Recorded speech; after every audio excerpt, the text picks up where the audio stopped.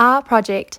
Today, we're in the outback of Australia, and the backdrop of this project is Uluru Rock, a kangaroo. Today, we're going to be doing kangaroo silhouettes. Which objects in this picture are closest? They've been circled now, the kangaroos and the grass in the front.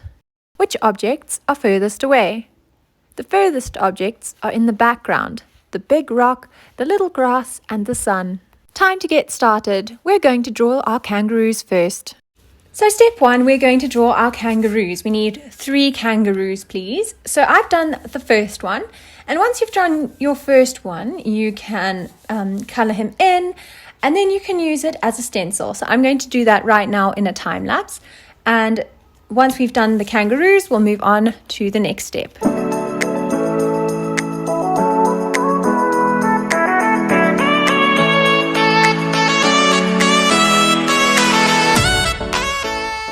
You may draw around the kangaroo that you've cut out to make the other 2 like this.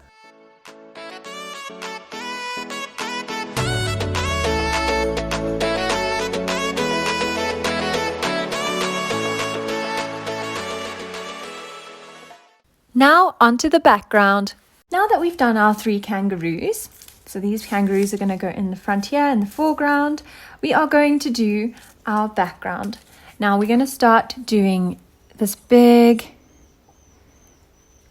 mountain-like shape in the background. This is Ayers Rock or Uluru Rock. It is very famous in Australia. And then we're going to start adding in layers of the ground. Okay, so we're going to do our horizon line. Our horizon line is where the ground meets the sky. So our horizon line is going to be here. Maybe we can draw in a sun over here. So a nice circle shape hiding behind Ayers Rock. There we go. Doesn't have to be perfect. Please try not to draw around anything. Right, there we go. That's our sun, that's our rock. Now we're going to do layers in the foreground. Now boys, remember you can use pastels or you can use your twisties. I'm absolutely happy with that. You can even use crayons. Now we're going to get a red crayon and we're going to do our layers of the ground. Okay, so the lines at the back are going to be closer together than the lines at the front, and this is to do with something called perspective. That line will follow through to there, and our lines are going to get bigger. The space between the lines is going to get bigger and bigger as we come more forward. Okay. And that's just to do with showing that that's going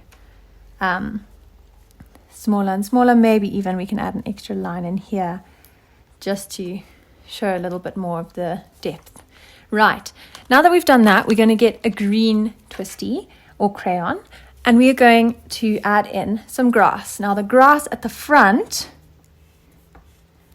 is going to be nice and bushy and big, like this. And the grass at the back, because it's further away, is going to look a lot smaller. Okay, it doesn't mean it's smaller, it just looks like it's smaller. So we're going to do that all over our paper, please. I'm going to do a little time lapse of us doing the grass like that. You can even do a little like grass like this if you'd like, however you'd like to do the grass. I just need to see that they're bigger in the front and then smaller in the background.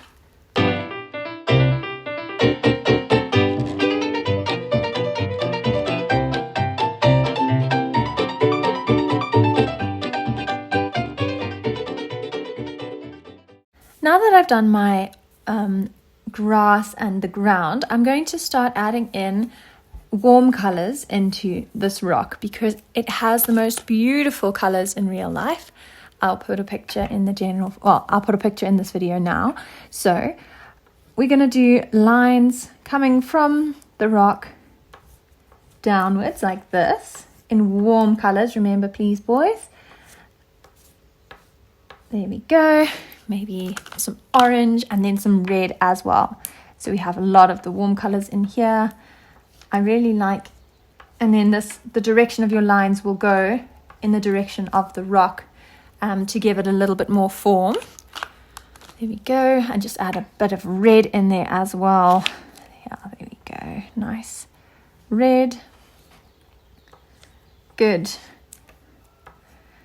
So once that's done, I'm going to add in a few little black lines in there just to look like cracks in the rock, giving it a little bit of shadows, and maybe that can go like that down there. Right, almost done.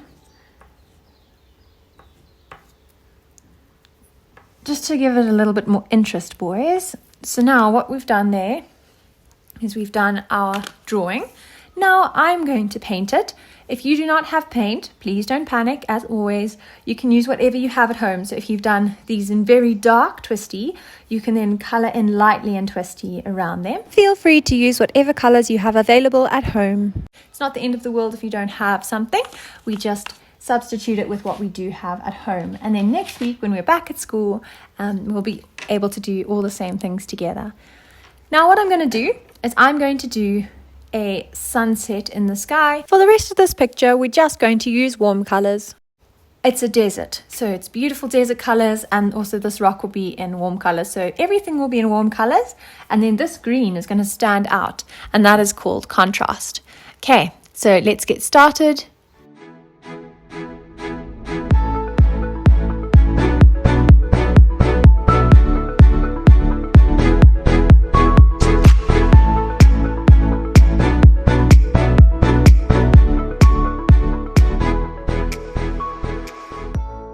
Now this is our background, so as you can see all the beautiful colors, and you can see the contrast between the warm and the cool colors here. Now what I'm going to do is I'm going to then wait for this to dry, and then I'm going to stick my kangaroos here like that.